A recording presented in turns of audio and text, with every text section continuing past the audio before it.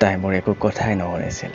মই যেতিয়া কওঁ যে তাৰ সৈতে কথা নাপাতিবা বা তাত নাযাবা, তেতিয়া তাই সেইটো কৈ ফোন কাটি দিয়ে যে মোক কণ্ট্ৰল কৰিব নিবিচাৰিবা, মোৰো এটা লাইফ আছে, মোক মোৰ মতে থাকিব দিয়া।